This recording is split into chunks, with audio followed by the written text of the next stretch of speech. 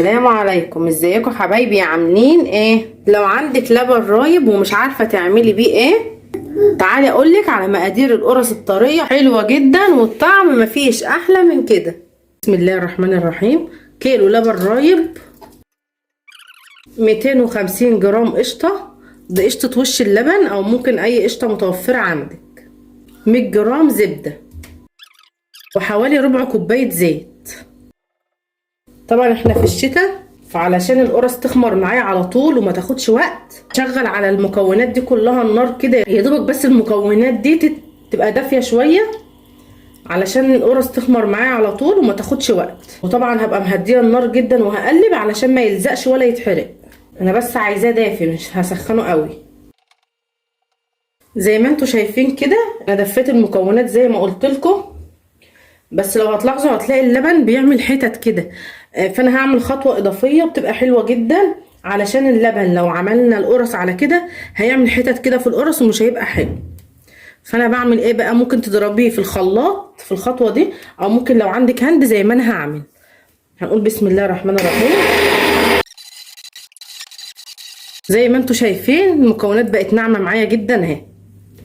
كده بقى هبدأ اعجن. طبعا المكونات دافية زي ما قلت لكم.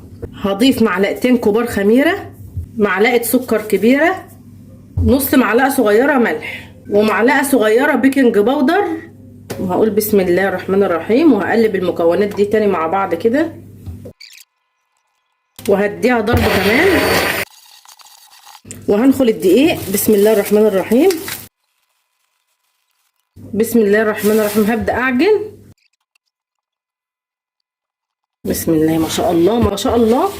المقادير اللي انا قلتها في الاول دي اخدت معايا 2 كيلو دقيق بالظبط، مش هتحتاج دقيق تاني.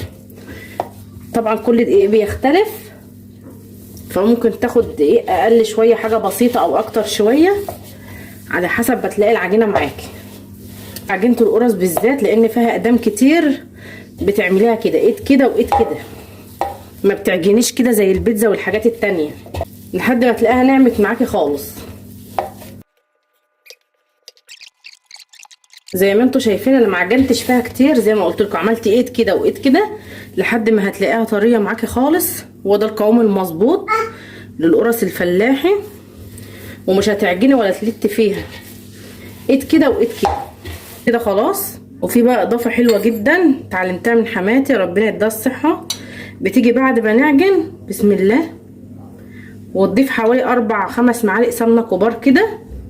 دول اللي بقى بيخلوا ريحه القرصه حلوه، ريحتها مميزه وطعمها كمان مميز. ومش هعجن، هتوه بس السمنه اللي انا حطيتها دي اسمها بنردد العجينه. هي كانت بتقول لي كده بتردد العجينه دي، يعني بتخلي العجينه ايه ريحتها حلوه كده وتديها طعم حلو جدا ومميز بجد. وكده خلاص انا خلصتها معاكم زي ما قلت لكم. بصوا العجينه لينه كده، ما بتلزقش في ايدي ولا اي حاجه. هغطيها واسيبها في مكان دافي تخمر، وبعد كده نشوف هنعمل ايه تاني.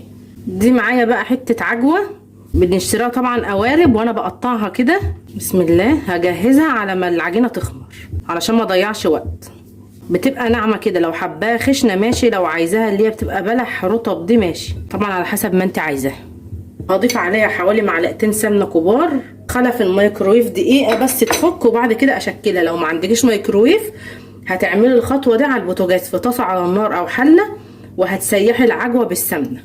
زي ما انتوا شايفين بعد ما سخنتها دقيقه في الميكرويف طريت معايا خالص كده، فهبدا ان انا اعجنها في بعضها. هبدا اشكلها بقى علشان ما تاخدش معايا وقت. بسم الله. كده انا خلصت كميه العجوه اللي معايا كلها، هستنى على ما العجينه تخمر وبعد كده نشوف هنعمل ايه تاني. زي ما انتوا شايفين خمرت اهي، لازم تخمر كويس الاول لاننا في السقعه. هنبدا نقطع فيها بسم الله، ولازم تغطيها كده علشان ما تنشفش منك.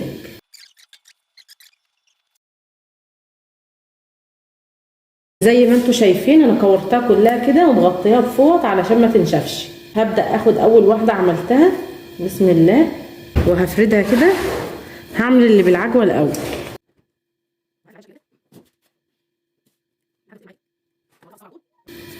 هبططها بسيط كده.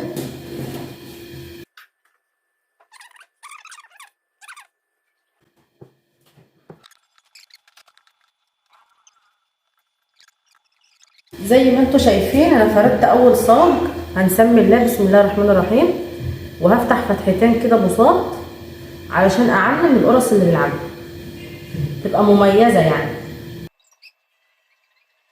وهشكل بقيه الكميه اللي معايا وبعد كده نسويها. كده خلاص انا خلصت الكميه كلها فردتها، فهبدا بقى باول صاج انا فردته. واهم حاجه الفرن لازم يكون سخن والنار تبقى عاليه زي ما انتوا شايفين كده، بس مش عاليه قوي يعني فوق المتوسطه حاجه بسيطه، لان لو سويتوها على نار هاديه هتصمل وهتبقى ناشفه، انما علشان تبقى طريه معاكي لازم النار تبقى فوق المتوسطه زي ما انتوا شايفين كده. وكده خلصت القرص بتاعتي بعد التسويه، حابه اوريها لكم من جوه. بسم الله، حلوه جدا وطعمها جميل قوي. واحده بالعجوه، بسم الله، بجد الطعم حلو جدا وبألف هنا وشفا للي هياكل. ومع كوبايه شاي واحلى فطار خفيف تقدميه لاولادك وبألف هنا وشفا طبعا للي هياكل. وبكده ابقى خلصت معاكم وصفتي النهارده وبألف هنا وشفا.